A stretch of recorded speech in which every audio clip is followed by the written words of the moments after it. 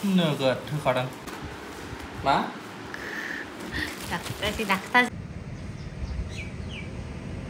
Saint Xavier school नोगोद गिदिरथ' स्कुला फैगोन ना फैया आब'लाय नै सेन्ट जेभियर स्कुल मोनबाय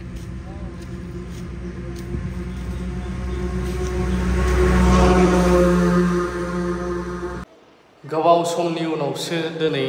जोंनि थाग्रा रुमाव फैबाय जोङो नायफैबाय हालोदा खाराब जाजोबनानै दं नैबाव न'खरसे थायोमोन बिसोर गैला दायो बे दा ओरैनो खालि जानानै दं रुमा माबायदि जोंनिया नायनो हागोन नोंथांमोना देखायनाया फ्ल'रनिफ्राय गाखोबोबाय मालिक थायो गाहायाव ओमफ्राय नैबे रुम मोनसेमोन मिटार बक्स मोननै दङ बे दा खालि जाबाय आरोना ओरैनो दङ बेयो बे मोनसे आरो नैबे मोनसे दङ नैबे मोनसेनि बे जों थाग्राया ओरै फैनानै बे बिसिनि ओमफ्राय नैबे जों थाग्रा नै कुटिंआ गाजोब्बाय नैबे मोनसे किटचेन बे किटचेन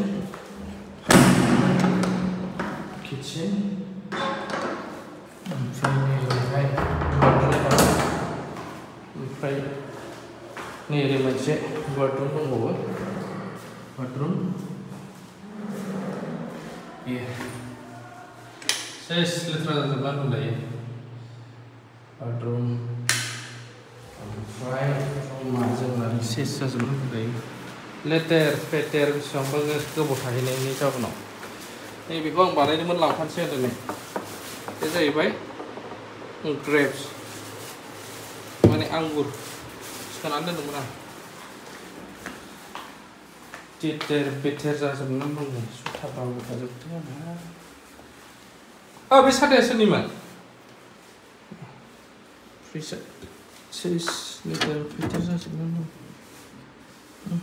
दैया सेवसेलै बाराबा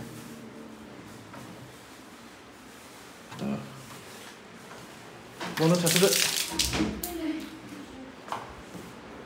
Uff.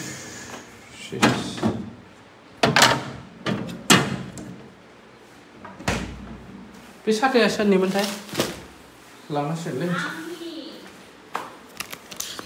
खारजोबनानै दोनदों गासिबो किटचेनाबो बेयावबो किटचेन मोनसे लांख्रां फांख्रां मानसि गैया नालाय दा सेसखासै बे दुंब्रुआव मा दंबावोमोन सेस मा फैजोबखो मा गोलैजोबखो बे मा बेगर मटरखौ माबा जाजोब्बायथ' नै गोलैजोबबावबाय एन्जर हाबफैबाय नामाथाय सेसखा उफ बाजैया दख'ना माबादों नै पार्सेल खालामगासिनो बे थांबाय बै थांबाय बैयावबो खालामखांबाय नै नाम्बारखौ देखायदों ब्लेक बिउटि जालायदों माथो नों सान्दुं खामबोनानै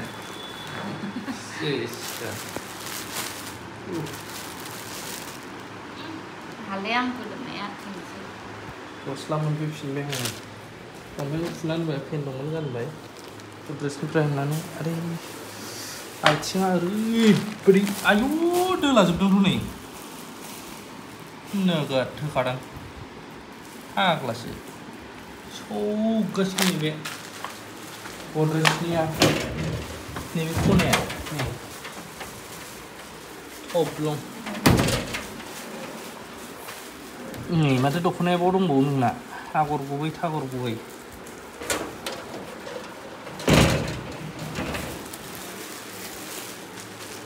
पेनखौ लांफानोसै बे थाथ'थोंसै प्लास्टिकखौबो लाङो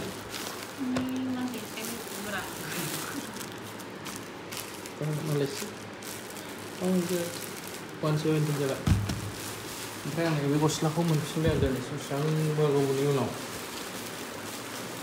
आरो नैबे फरेक्समोन ना बेयो फरेक्स गैलाथ' आं फरेक्सखौल' लोङो फरेक्स DX खौहाय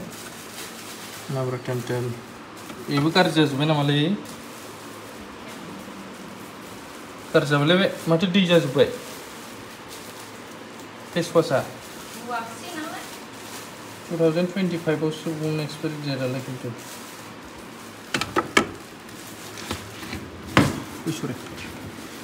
बेबायदि गोबावनि उनाव दिनै टेम्परारि ब्लग एक्सप्लर खालामफैबाय ओमफ्राय जायनो दख'ना नांगौ दायो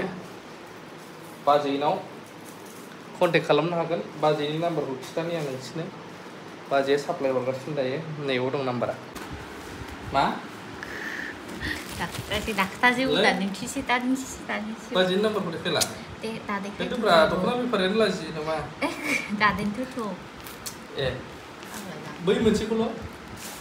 ददेरे जालायगौमोन Ang खोथानोसै जायनो दख'ना नांगौ 7364959108 बे नाम्बारावहाय WhatsApp मेसेज खालामहरनो हागोन ओमफ्राय दाखालिनि बायदि ददेरे हरबावबा सोरबा ददेरेखौ आं मिथियालै